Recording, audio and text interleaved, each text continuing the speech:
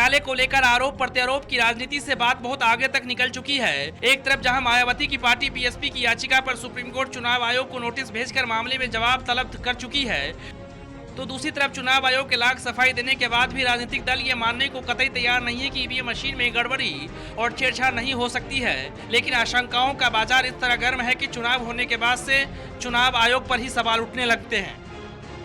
EVM पर सवाल इसलिए उठ रहे हैं क्योंकि कई बार देखा गया है कि बटन किसी का भी दबाया गया हो, लेकिन पर्ची बीजेपी की ही निकली है। ऐसे में ये सवाल अपने आप में चिंता का विषय बन जाता है। वैसे देखा जाए तो ईवीएम घोटाला इतना खतरनाक है कि जर्मनी जैसे विकसित देश ने तो ईवीएम मशीन को अपने देश में असंवैधानिक घोषित कर रखा है।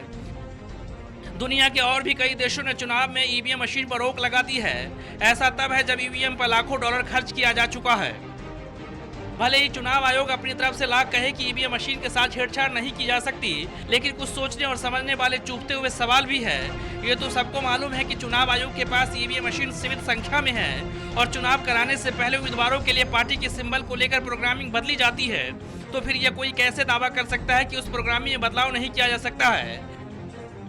ये कोई कैसे मान ले कि चुनाव आयोग जो कह रहा है वो सही कह रहा है? ये बात इसलिए क्योंकि अभी हाल ही में सीबीआई के पूर्व निदेशक रंजीत सिन्हा पर ही सुप्रीम कोर्ट के आदेश पर एफआईआर दर्ज हुई है। अगर राजनीतिक दलों ने चुनाव आयोग की विश्वसनीयता पर सवाल उठाए तो उसकी जांच कौन करेगा? अगर दिल्ली के एमसीडी चुनाव की ही बात करें तो आम आदमी पार्टी ने एक बार फिर कहा है कि ईवीएम में छेड़छाड़ की वजह से हमारी हार हुई है।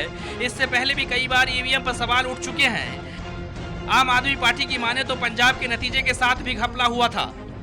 क्या वक्त आ गया है कि ईवीएम की जगह बैलेट पेपर से चुनाव ही एकमात्र विकल्प है जिससे सही चुनाव हो सकता है? लोग मानने लगे हैं कि ईवीएम इतनी खतरनाक व्यवस्था है कि गड़बड़ी करके इससे देश के पूरे लोकतंत्र को बंधक बनाया जा सकता है, वो भी बहुत आसानी से।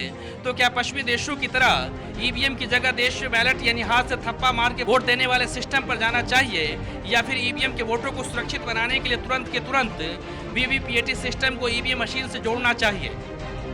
Bureau report, national Dastak.